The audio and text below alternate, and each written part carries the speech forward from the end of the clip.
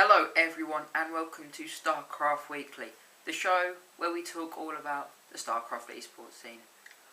I am your host Josh and let's get straight into this. Last week in WCS I did not cover it very well. I am very sorry.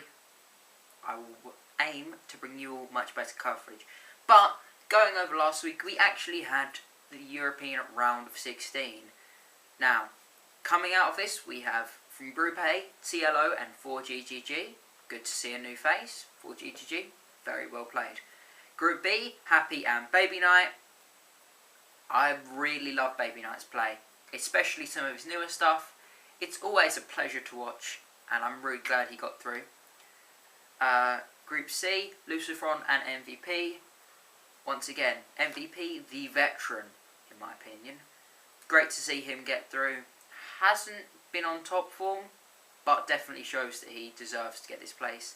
And then Group D, Stefano and Dimaga. Yes, Stefano got through.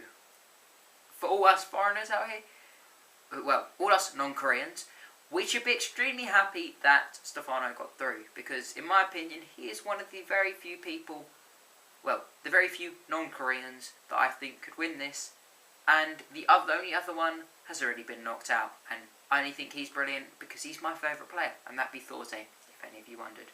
Brilliant guy, the Spoon Terran. Unfortunately, he got knocked out of Group D, and Stefano got through.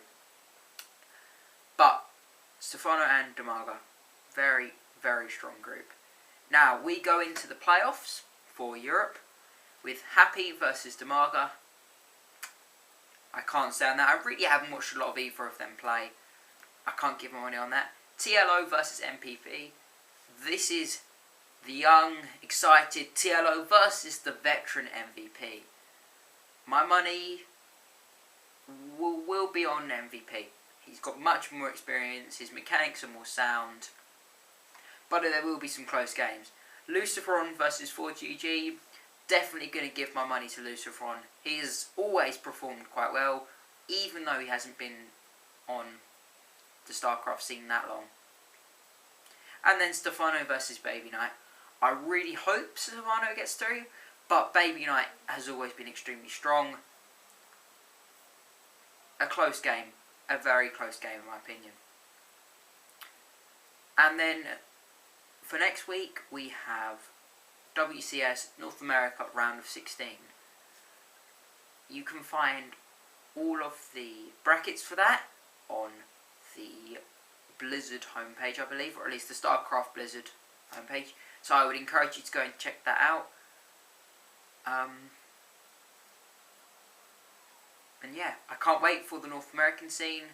What I will say is, I wished that this season of WCS wouldn't have allowed the players to sign up anywhere, because we have some Koreans playing in the European and North American ones.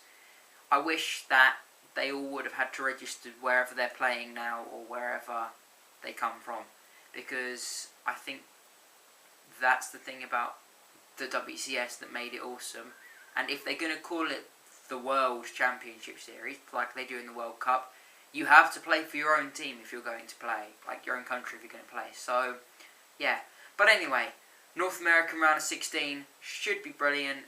Will be some amazing matches coming up Monday, Tuesday, Wednesday and Thursday live on the normal channel.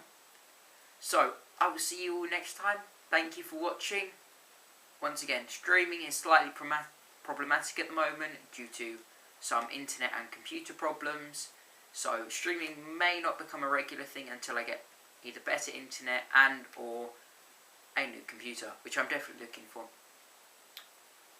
But you can follow me on my WordPress blog where I talk all about gaming news, strategy and esports.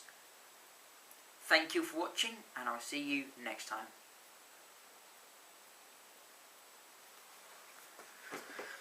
When will you realize